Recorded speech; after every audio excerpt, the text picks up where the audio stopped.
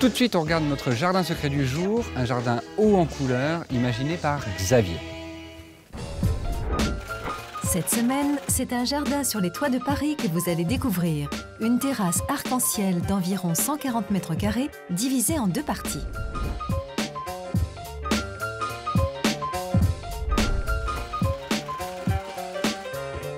Cette terrasse n'était pas un jardin, c'était une terrasse vide, anguleuse. L'envie particulière de cette terrasse, c'était de reprendre les aspérités des jardins anglais, fournis, ludiques, et avec une envie de prendre soin du vivant.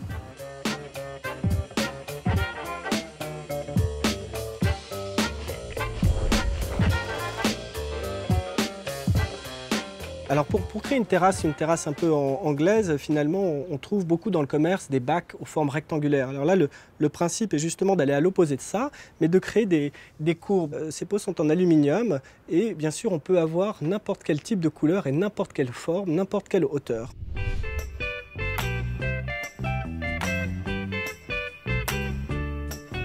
L'idée aussi est d'ouvrir ces terrasses sur le paysage, parce que finalement, les vues s'échappent et on passe au travers d'un massif, soit par la droite, soit par la gauche, ou alors on le contourne.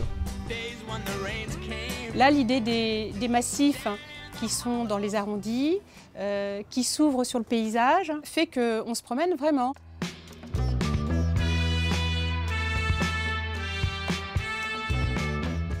Le code couleur un peu de départ, nous sommes en ville, donc il y a beaucoup de toits gris. Donc l'idée était de prendre déjà une surface en bois, comme on le sait, tous les bois grises.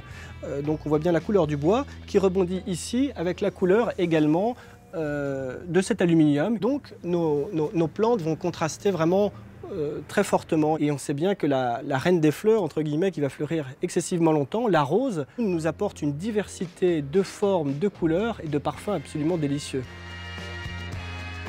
Cette plante, un petit peu, donc on l'a mis ici, on aurait pu la mettre dans le massif. Encore une fois, cette plante, c'est un peu un feu d'artifice, un peu un point de lumière dans cette partie qui est un petit peu plus sombre de la terrasse. On continue la visite sur la deuxième partie de la terrasse située en contrebas. Cette terrasse est finalement assez simple. Là, par contre, on n'a pas voulu gommer les limites de la terrasse parce qu'on voulait avoir un espace central ouvert.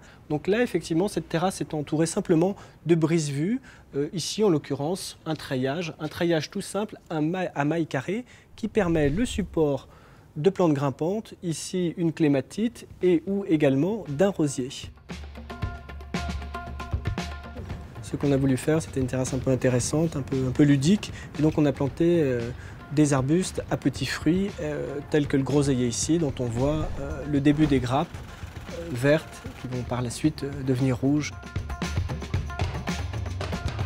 Je trouve que c'est intéressant pour les enfants de retrouver l'origine du fruit, de cueillir le fruit, et surtout pour les citadins qui en oublient un peu l'esprit du potager. On a ce côté un peu gourmand et puis si on est un petit peu espiègle, on a la plante à sa hauteur. C'est assez sympathique, je trouve, de pouvoir se cacher, apparaître. Cette terrasse est formidable dans cette envie de se promener, de dîner, de déjeuner, de cueillir, de se relaxer, de prendre du plaisir, plaisir des sens. Si vous aussi vous voulez faire un jardin à l'anglaise comme Xavier, choisissez des pots en aluminium pour créer des courbes et jouer avec les hauteurs. Optez pour des végétaux colorés pour attirer l'œil et égayer votre espace. Et enfin, plantez des arbres fruitiers pour retrouver le plaisir des sens.